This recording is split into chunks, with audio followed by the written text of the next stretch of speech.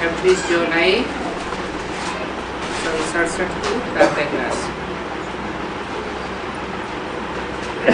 पहले पेज के अंत में बात चल रही थी,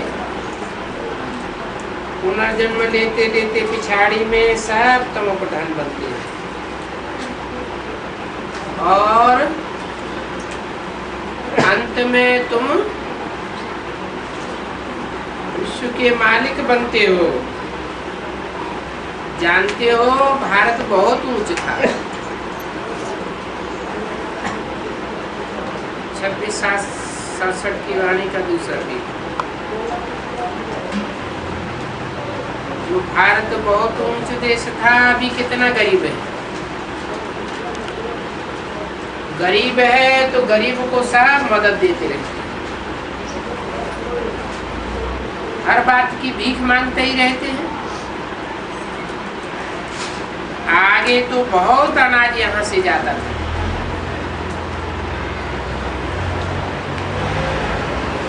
अभी गरीब बना है, गरीब बना है। विदेशों से रिटर्न सर्विस हो रही है, जो ले गए हैं वो उधार मिल रहा है। कृष्ण और क्रिश्चियंस की राशि एक ही है। क्रिश्चियंस ने ही भारत को हप किया। अभी फिर ड्रामा अनुसार वो आपस में लड़ते हैं। वो लड़ते हैं और उनकी लड़ाई के बीच में मक्खन तुमको मिल जाता है। ऐसे नहीं है कि कृष्ण के मुख में मक्खन था। ये तो शास्त्रों में गपोड़े लिख दिए हैं। सारी दुनिया कृष्ण के हाथ में आ जाती है। कौन से कृष्ण की बात है? संगम युगी कृष्ण के हाथ में सारी दुनिया आ जाती है। सारे विश्व का मालिक बनते हैं। चाहे कृष्ण कहो, चाहे नारायण कहो, चाहे विश्वनाथ शंकर कहो, बात एक ही।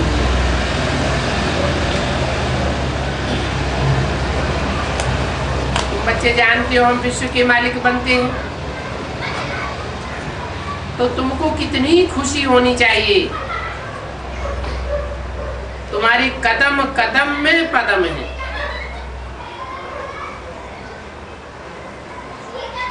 और सिर्फ एक लक्ष्मी नारायण का राज्य नहीं था, उनकी भी डायनेस्टी चली है।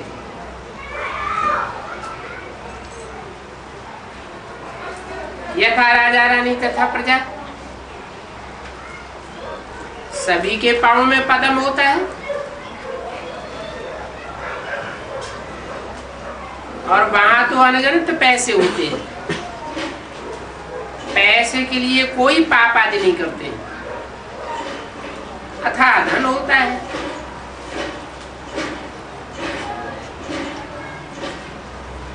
अलाउद्दीन का खेल दिखाते हैं।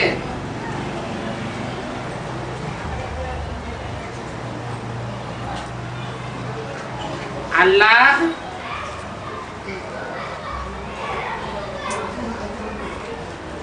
जो दीन,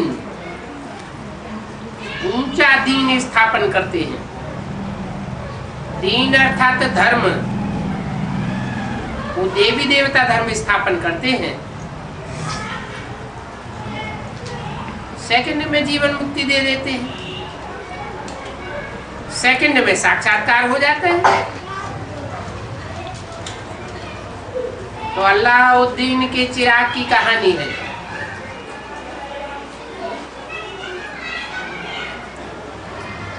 कृष्ण के साथ डांस करते थे, वो तो था भक्ति मार्ग। कब? यज्ञ के आदि में कृष्ण के साथ डांस करते थे साक्षात्कार में। वो भक्ति मार्ग की बात है। यहाँ भक्ति मार्ग की बात नहीं है। क्यों? ज्ञान मार्ग में और भक्ति मार्ग में क्या अंतर होता है? भक्ति मार्ग में सिर्फ गायन करते हैं, महिमा करते हैं, पूजन करते हैं, लेकिन प्रैक्टिकल में नहीं होता है। और तुम तो बैकुंठ में प्रैक्टिकल में जाकर के राजभोग करेंगे। भक्ति मार्ग में तो साक्षात्कार करते रहते हैं, खुश होते रहते हैं। इस समय तुम बच्चों को एम ऑब्जेक्ट का साक्षात्कार होता है। जानते हो हम यह बनेंगे।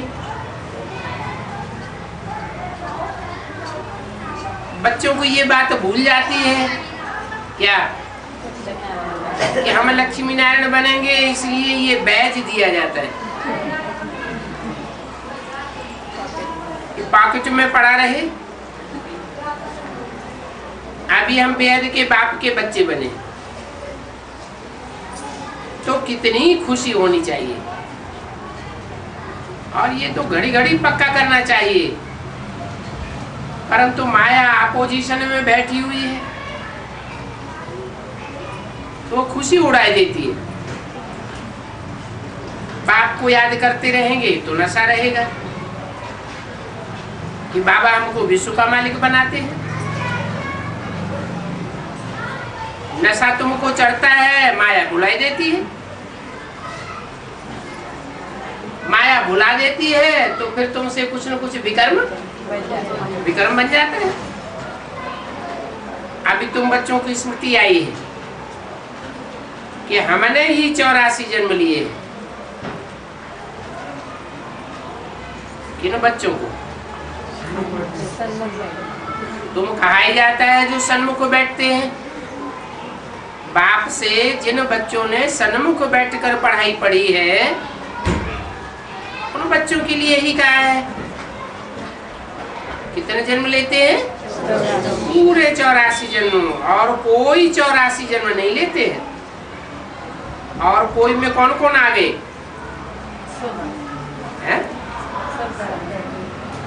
धर्म वाले आ गए।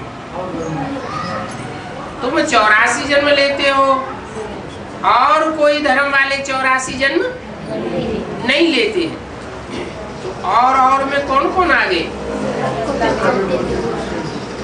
जो भी विधर्मी है सब आ गए। ये भी समझना है जितना हम याद करेंगे उतना उच्च पद पावेंगे।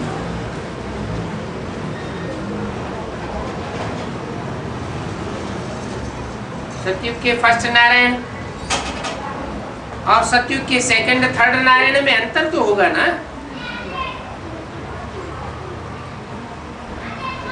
पद में अंतर पड़ जाता है।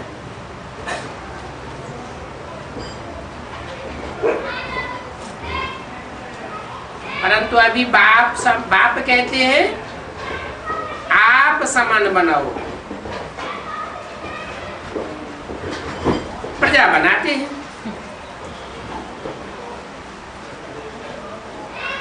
Charity begins at home.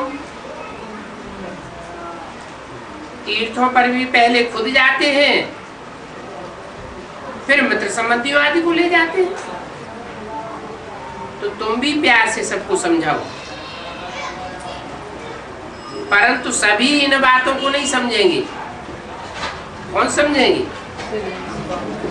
जो तुम्हारे कुल के होंगे वो झट समझेंगे। एक ही घर में बाप समझेगा तो बच्चा नहीं समझेगा। कितना भी माँ बाप बच्चे को कहेंगे पुरानी दुनिया से दिल नहीं लगाओ, फिर भी बच्चा मानेगा नहीं। कितना तंग कर देते हैं। जो यहाँ की सैंपलिंग के होंगे वो ही आकर के समझेंगे। सूर्यवंशी सैंपलिंग के नहीं होंगे तो आकर के समझेंगे भी नहीं। तो देखो इस धर्म की स्थापना कैसे होती है। और धर्म वालों की सैंपलिंग नहीं लगती है। कहाँ से आते हैं? जो और धर्म वाले हैं उनकी सैंपलिंग नहीं लगती है। वो कहाँ से आते हैं? डायरेक्ट परम धाम से आते हैं। और तुम्हारी सैंपलिंग लगती है। वो तो ऊपर से आते हैं। ऊपर से वो आते हैं, फिर पीछे पीछे उनके फॉलोअर्स भी आते हैं। और यहाँ तो स्थापना करते हैं, फिर सबको पावन बना करके वापस ले जाते हैं। इसलिए उनको सदगुरु लिबरेटर कहा जाता है। सच्चा गुरु एक ही है, इसलिए उनको सत्य गुरु कहा जाता है। भारत को सत्यखंड भी वही बनाते हैं और रावण कूड़खंड बनाए देते हैं। कूड़खंड बना कूड़ेदान। रावण कूड़खंड बनाते हैं। भारत के लिए भी झूठ, पाप के लिए भी झूठ, देवताओं के लिए भी झूठ कह देते हैं। जो कुछ कहेंगे झूठ ही झूठ कहेंगे। तब बाप कहते हैं हियर नो इविल। इनकी इविल बातों को कान से सुनो ही नहीं। Talk no evil. इनकी इविल बातों को सुन करके एक दूसरे को सुनाओ भी नहीं। इनको कहा जाता है वैश्यालय। और सतयुग है शिवालय। मनुष्य समझते थोड़े ही हैं कि हम वैश्यालय में। वो तो अपने मत पर ही चलते हैं। वैश्यालय में कितना लड़ना झगड़ना चलता रहता है। बच्चे माँ को, पति स्त्री को मारने में देर नहीं करती, एक दो को काटते रहते। बच्चा देखता है बाप का बहुत धन है परंतु हमको देता नहीं है, तो मारने में भी देर नहीं करते।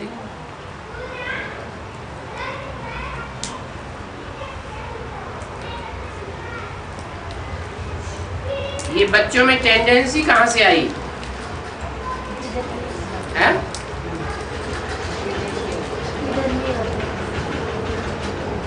जो विदेशी आए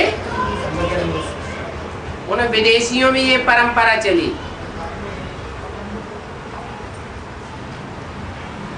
औरंगजेब ने क्या किया? बाप को जेल में डाल दिया, भाइयों को मार दिया। कैसी गंदी दुनिया है। अभी तुम देखो क्या बन रहे हो। इन सब बातों की शूटिंग कहाँ होती है? अभी शूटिंग सब प्रकार की हो रही है। तुम्हारे सामने तो ये एम ऑब्जेक्ट खड़ी हुई है। तुम तो सिर्फ कहते थे हे पतित पावन आकर के हमको पावन बनाओ। ऐसे थोड़े ही कहते थे कि हमको विश्व का मालिक बनाओ या आकर के ज्ञान सुनाओ। क्या कहते थे? पतित से पावन बनाओ। गॉड फादर तो हेवन स्थापन करते हैं, पावन दुनिया बनाते हैं। और वो धर्म पिताएं तो नरक की दुनिया बनाते हैं। तो हम हेवन में क्यों न होवे? जब बाप हेवनली गॉड फादर है तो हम नरक में क्यों पड़े हैं?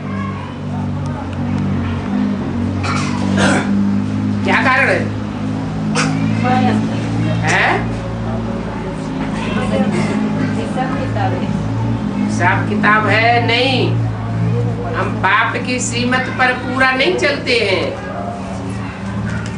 माया हमको बाप की मत पर चलने नहीं देती।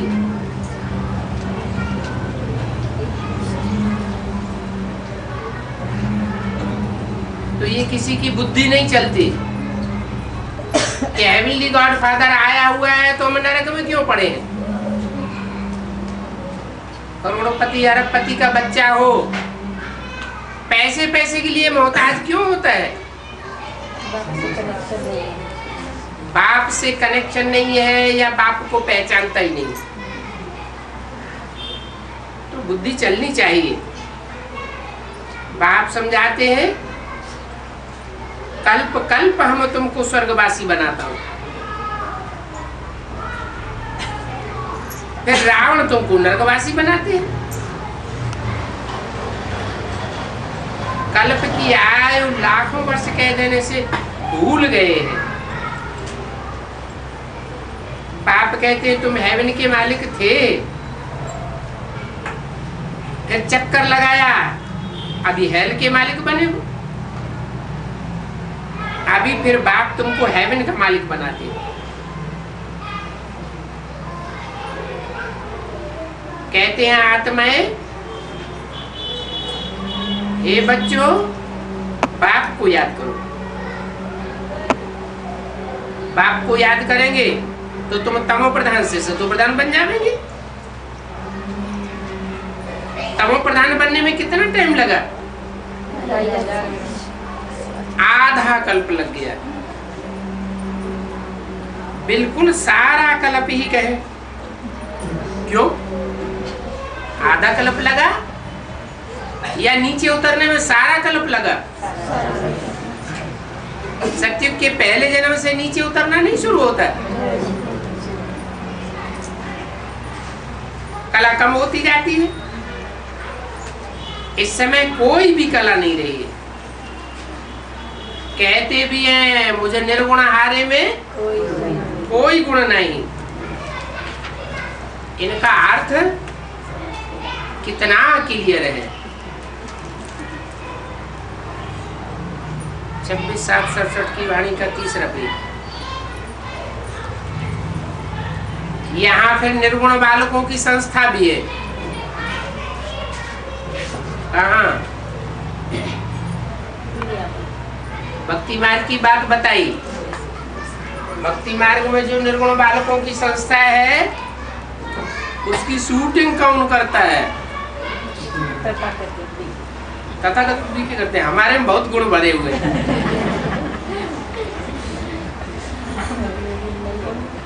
मंदिरों में बहुत ज्यादा गुण है।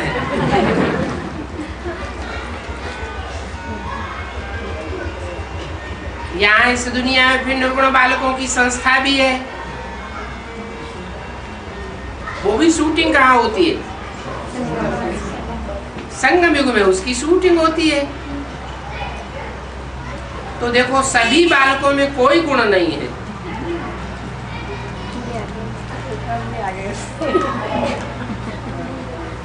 नहीं तो बालकों को महात्मा से भी ऊंच कहा जाता है। ये फिर कहते निर्गुण बालक। अरे ये तो बहुत गुणवान बनते हैं। कौन? जो निर्गुण बनते हैं वही फिर बहुत गुणवान बनते हैं। जो बंदर हैं वही फिर मंदिर लायक बन जाते हैं। इनको विकारों का भी पता नहीं है। महात्माओं को तो विकारों का पता रहता है। तो अक्षर पे कितना रंग बोलते हैं। माया बिल्कुल ही अनराइटियस बनाई देती है। बाप समझाते हैं तुम कितने विकारी बंदर थे, घुमा फिरा के एक दो पर काम कटारी चलाते थे। गीता पढ़ते हैं, कहते भी हैं काम महाशत्रु है। ये काम महाशत्रु आदि मध्य अंत दुख देने वाला है। कैसे?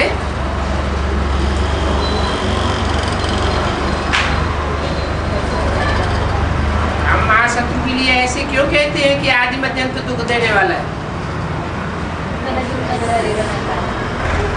नहीं, जब बच्चे की पैदाइश होती है तो भी स्त्री पुरुष में कमजोरी आती है, तकलीफ होती है, और जब बच्चे का जन्म हो जाता है तो माँ को कितना सहन करना पड़ता है। माँ बाप दोनों सहन करते हैं, और जब अंत में शरीर छोड़ते हैं तो भी क्या होता है? घावड़े आते हैं। तो ये काम विकार की पैदाइश आदि मध्य अंत तीनों कालों में दुख देने वाली है। फिर भी इतना समझते हुए भी पवित्र बनने में कितने विघ्न डालते हैं। बच्चा अगर शादी नहीं करता है तो कितना बिगड़ते हैं, नाम बदनाम होता है, लोग हंसी उड़ाते हैं। तो देखो मूर्ख ठहरे ना। बाप कहते हैं तुम बच्चों को श्रीमत पर चलना है,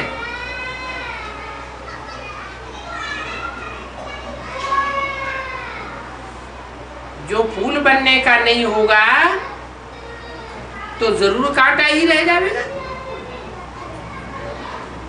फिर आएंगे द्वापर में,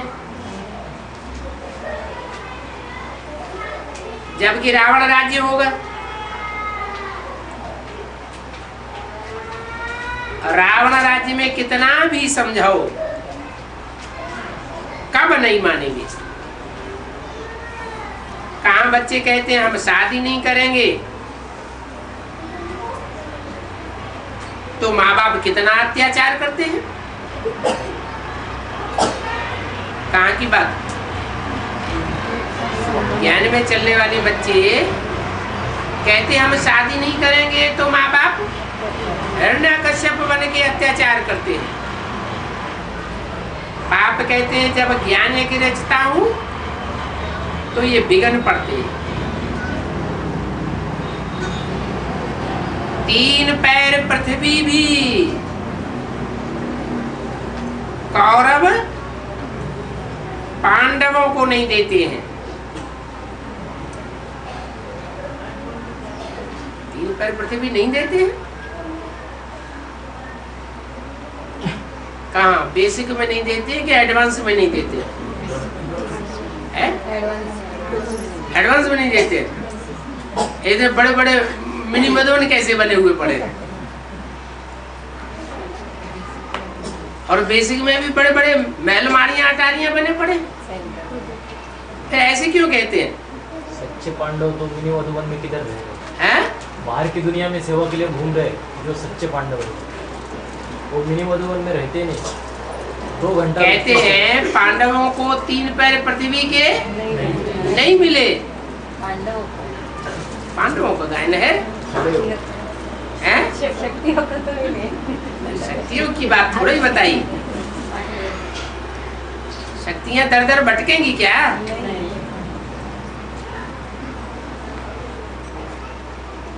तो गौपाल कन्हैया गाया जाता है। गौओं के लिए गौशाला खोलते हैं, तो गौएं क्यों भटके? अगर भटकती है तो कहेंगे कौरव संप्रदाय।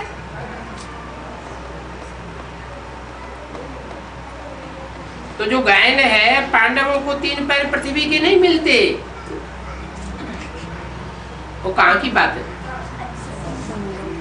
बेसिक की बात है कि एडवांस की बात है या कोई और बात है?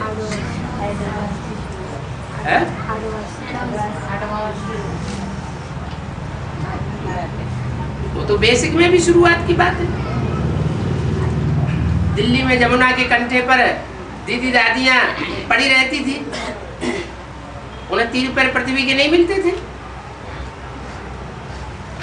एडवांस में भी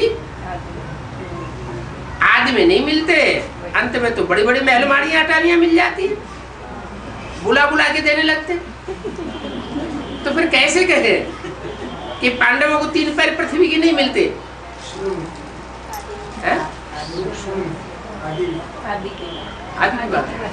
अभी की बात नहीं है, अभी भी जो सच्चे पांडव हैं लगातार ईश्वरीय सेवा में लगे हुए हैं, उनकी ऐसी हालत बना देते हैं कि उनको स्वतंत्रता पूर्वक एक जगह ठहरने की जगह नहीं मिलती, ठहरने नहीं देते। जब ठहरने ही नहीं देंगे तो 3 पैर पृथ्वी कहां से कही जाएगी? जहां जाएंगे वहां धक्के खाएंगे।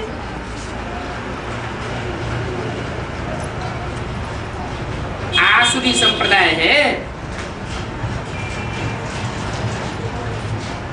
असुर दैवी संप्रदाय को 3 पैर पृथ्वी के भी नहीं देते। अभी तुम दैवी संप्रदाय हो, तुम सिर्फ बाप की मत पर याद करके पवित्र बनते हो और कोई तकलीफ नहीं है। सिर्फ अपन को आत्मा समझ मुझे याद करो, बाकी पानी की गंगा व तुम्हारे गुरु लोग ये कोई भी तुम्हारी सदगति नहीं करेंगे, वो सब पापात्मा है। कौन है? गुरु लोग भी और पानी की गंगा भी। पानी की गंगा क्यों कहा? क्योंकि उनका अपना मनन चिंतन मंथन किया हुआ कुछ भी नहीं होता। गुरु लोग जो कुछ भी सुनावेंगे शास्त्रों से पढ़ करके सुनावेंगे, अथवा जो भी ज्ञान गंगाएं हैं, ज्ञान नदियां हैं, उनका अपना मंथन किया हुआ कुछ भी उनके पास नहीं। जो भी सुनाती है दूसरों से लेकर सुनाती है। अथवा तो बाप आते हैं, बाप जो ज्ञान सुनाते हैं, जो मक्खन देते हैं, वो उनकी बुद्धि में बैठता है। बाकी नई बात तो कोई नहीं सुनाते हैं।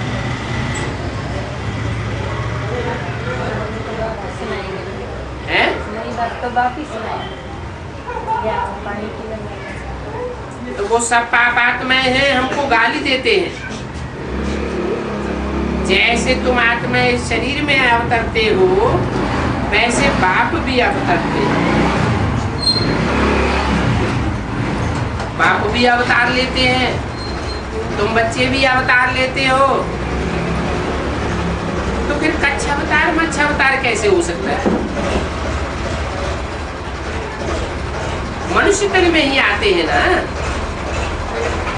कच्छ अवतार मच्छ अवतार क्यों कह दिया है? ये जानवर के अवतार कहाँ से आ गए? जानवर को आकर के सुधारते हैं क्या? मनुष्य सुधरता है तो सब प्राणी सुधर जाते हैं, मनुष्य बिगड़ता है तो सब प्राणी बिगड़ जाते हैं। मनुष्य मन बुद्धि प्रधान है। मनुष्य वाइब्रेशन को कंट्रोल कर सकता है। मनुष्य के वाइब्रेशन को विकारी बनाने से, उस विकारी वायुमंडल में जानवरों के रहने से जानवर भी विकारी और बीमार पड़ जाते हैं। जंगल के उन्मुक्त वातावरण में वो जानवर इतने बीमार नहीं पड़ते। क्यों नहीं पड़ते?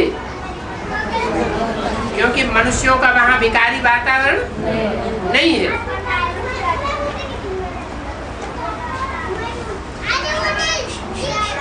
तो देखो कच्चा अवतार मच्छा अवतार, ये भगवान के ऊपर अवतार रख दिए।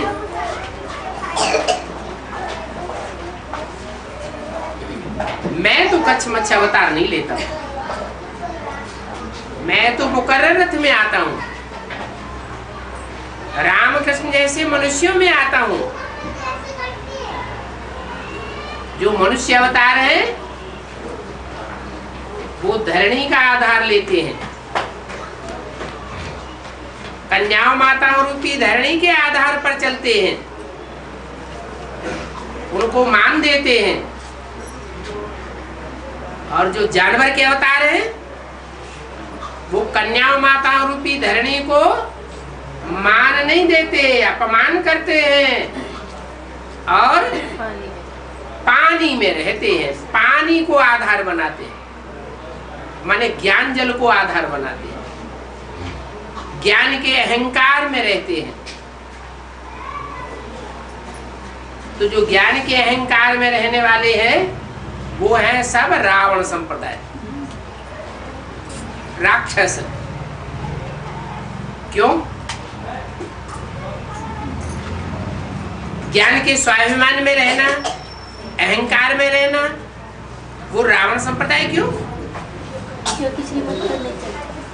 नहीं, जो भी ज्ञान मिलता है वो भगवान बाप आकर के देते हैं या वो अपना ज्ञान क्रिएट करते हैं? भगवान से ही तो लेते हैं। इब्राहिम, बुद्ध, क्राइस्ट आदि ने जो भी सत्व प्रधान स्टेज में सुनाया वो उन्होंने कहां से प्राप्त किया? संगम युग में भगवान से ही सब प्राप्त करते हैं। फिर अपन को भगवान समझ करके बैठ जाते। तो ये जानवर पना हुआ ना, कितनी गाली देते हैं भगवान को। कण कण में भगवान है। अरे मैं कण कण जैसी आत्मा में प्रवेश करूंगा? मिट्टी के ढेले को ठोकर मारते हैं तो बिखर जाता है, उस कण कण जैसी आत्मा में प्रवेश करता हूं क्या? बाप कहते हैं मेरी भी ग्लानि की और देवताओं की भी कितनी ग्लानि कर दी। मैं ऊंचे से ऊंचे में आता हूं, कण कण जैसी नाचीज आत्माओं में नहीं प्रवेश करता हूं, तो मेरे को कितना नीचे गिराई दिया और देवताओं को भी कितना नीचे गिराई दिया।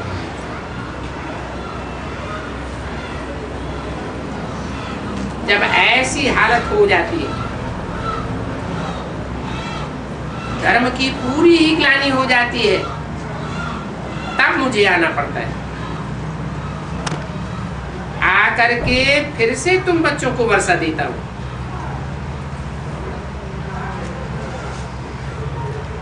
रावण तुमको श्राप देता है और मैं तुमको विश्व की बादशाही का वर्षा देता हूं। तो ये देखो खेल है, राम और रावण का खेल है। जो श्रीमत पर नहीं चलते हैं तो समझा जाता है इनकी तकदीर इतनी ऊंची नहीं है। तकदीर को मनुष्यों की मत पर चल करके ठोकर लगा लेते हैं। तकदीर वाले सवेरे को उठ करके याद करेंगे,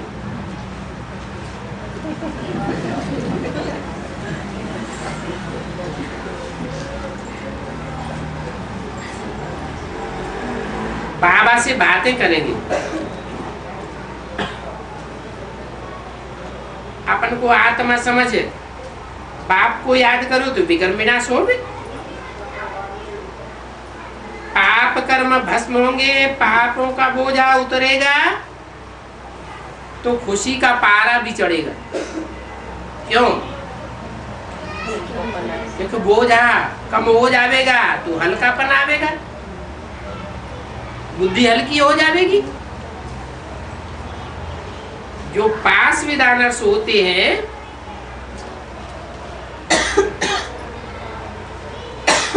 वो फिर राजाई के लायक बन सकते हैं। सिर्फ एक लक्ष्मी नारायण नहीं राजी करते हैं,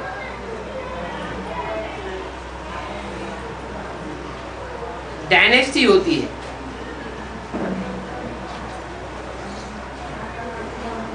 लोग तो लाखों वर्ष कह देते हैं।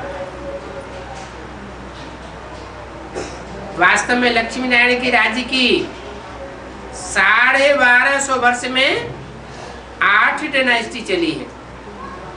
लाखों वर्ष की बात नहीं है। कितनी मूर्खता है, कितने तुच्छ बुद्धि बन गए। अभी बाप कहते हैं तुम कितना स्वच्छ बुद्धि बनते हो। तो जिनकी स्वच्छ बुद्धि बनती है उनको कहा जाता है सत्संग।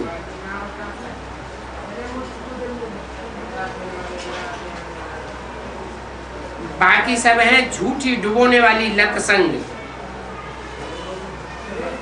और सत्संग एक ही होता है। एक कल्प में एक ही बार होता है, जो बाप आकर के सच्ची नॉलेज देते हैं और सच्चखंड का मालिक बनाते हैं। कल्प के संगम पर ही सत्य का संग मिलता है और किसी जन्म में सत्य बाप का संग मिलता ही नहीं। सत्य एक है या सत्य अनेक है? कहते हैं God is one, God is truth. भगवान बाप ही सच्चा है और जो सच्चा है वो इस दुनिया में एक ही है। बाकी दुनिया में सब झूठे, झूठा संकल्प करने वाले, झूठी वाचा चलाने वाले, झूठे कर्म करने वाले। बाप है सच्चा। नंबर 1 झूठ क्या बोलते हैं?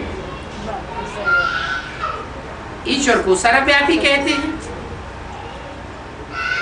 तो नंबर 1 झूठ बोल करके बेड़ा ही गर्क कर दिया। बेड़ा माना जहाज। ये शरीर क्या है? जहाज। ये आत्मा का जहाज है, आत्मा की नवैया है।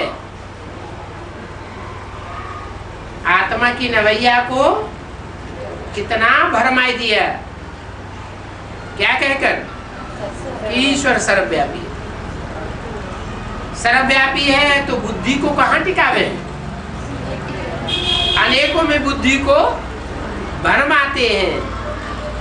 अनेकों में बुद्धि को भरमाने से बुद्धि विविचारी बन जाती है। बुद्धि विविचारी बनती है तो बेड़ा ही गर्क हो जाता है। क्या? विकारों में डूब मरते हैं। ईश्वर बाप समझने से बेड़ा पार हो जाता है। क्या? ईश्वर हमारा बाप है और वो हमको जन्म देने वाला एक ही बाप है। ये बात बुद्धि में अगर बैठ जाए तो बेड़ा पार है। अभी तुम रूहानी सैल्वेशन आर्मी हो।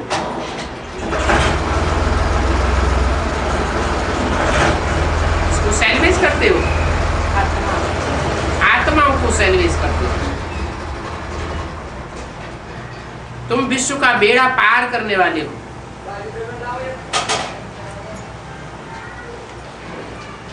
वो विश्व का बेड़ा डुबोने वाली है।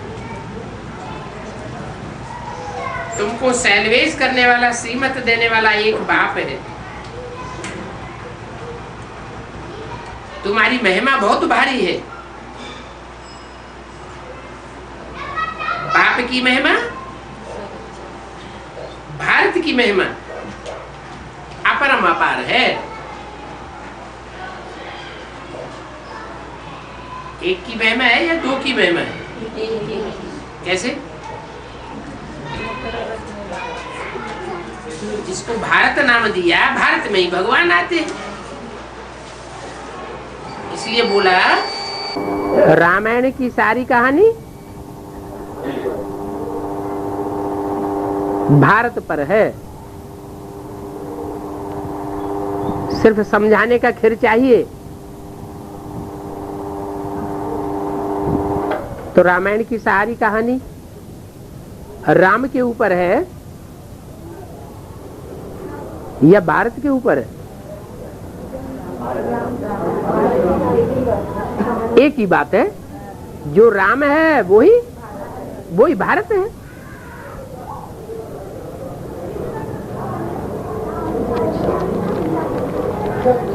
तो तुम्हारी महिमा बहुत होती है।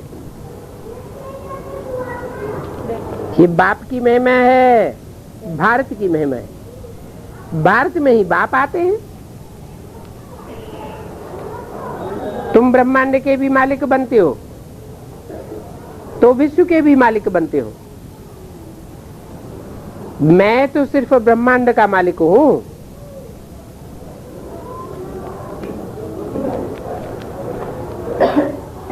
पूजा भी तुम्हारी डबल होती है।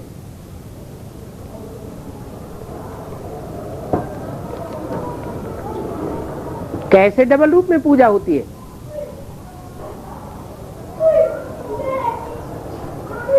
आत्मा के रूप में भी तुम्हारी पूजा होती है और मूर्ति के रूप में भी तुम्हारी पूजा होती है। आत्मा के रूप में कौन सी पूजा है? शालिग्राम की पूजा है।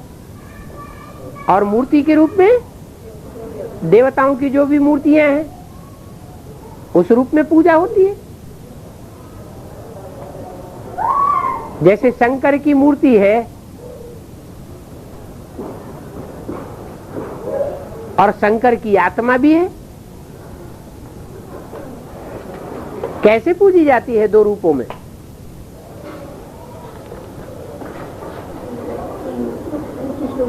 हैं? शंकर की आत्मा लिंग रूप में पूजी जाती है, इसलिए शिव शंकर को मिलाए एक कर दिए।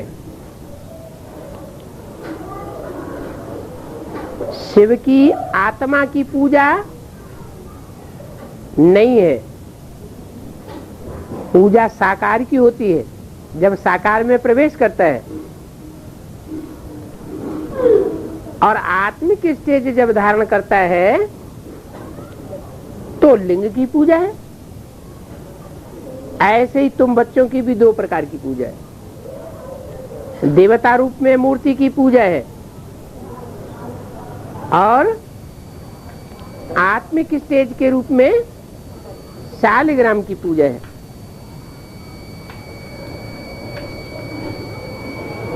तुम्हारे में भी समझने वाले नंबरवार हैं। जो समझदार हैं वो खुशी में आकर के पुरुषार्थ करते हैं,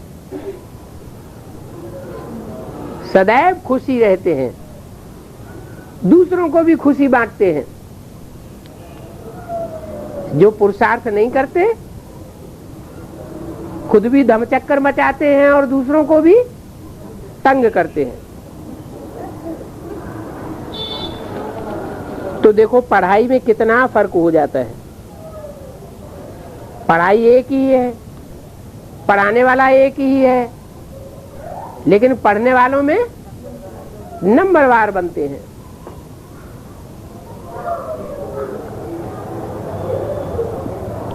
सतयुग में लक्ष्मी नारायण का राज्य चलता है।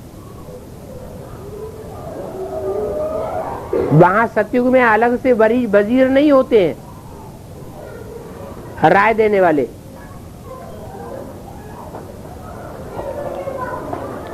लक्ष्मी नारायण जिनको भगवान भगवती कहते हैं वो फिर वजीर की राय लेंगे क्या? भगवान भगवती जिनको कहा जाता है वो समझदार होंगे या वजीर से राय लेंगे? लक्ष्मी नारायण समझदार हैं तब तो विश्व के मालिक हैं। उन्हें वजीरों से राय लेने की क्या दरकार? जब पतित राजाएं बनते हैं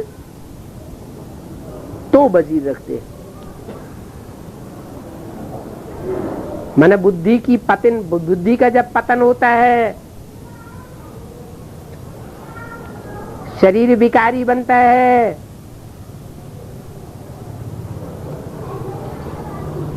और रोगी बनता है, तो दूसरों से राय लेने की जरूरत पड़ती है। वो पतित राजाएं होते हैं। बुद्धि रानियों में पतित होती रहती है, तो अच्छे अच्छे श्रेष्ठ ब्राह्मणों को रखते हैं अपने पास।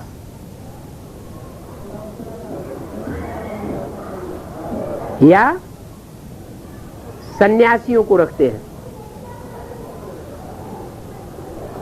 जैसे राजा चंद्रगुप्त, उसको राय देने वाला कौन था?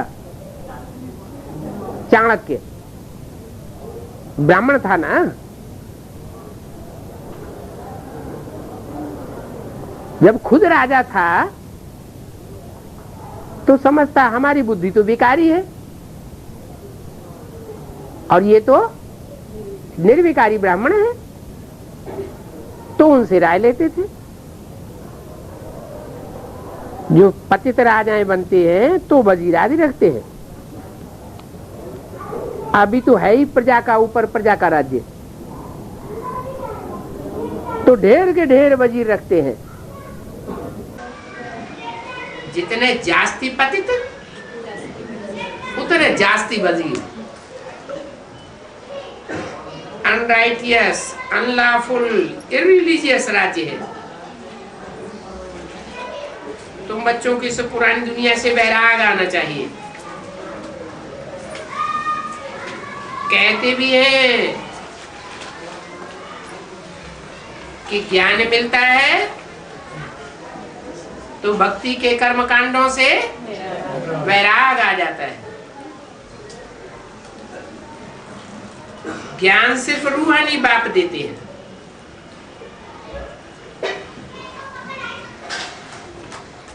और कोई ज्ञान नहीं सिखला सकता। बाप ही पतित पावन सर्व का सदगति दाता है,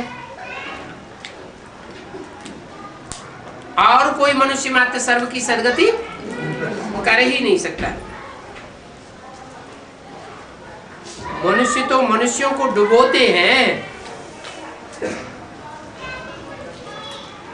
भगवान आकर उद्धार करते हैं। उद्धार माना उत्तम माने ऊपर, हर माना हरण करके ले जाते हैं। सबकी बुद्धि 5 तत्वों में लिपटी हुई है। तो बुद्धि जब देह में लिपट जाती है तो उद्धार हुआ या दुर्गति हुई? दुर्गति को पाते हैं। बुद्धि को मिट्टी का संग लगता है। मिट्टी की याद करने से बुद्धि मिट्टी जैसी हो जाती है, पत्थर बुद्धि बन पड़ते हैं। बाप आकर के पारस बुद्धि बनाते हैं। अच्छा, बाप दादा का मीठे मीठे बच्चों को याद प्यार गुड मॉर्निंग। ओम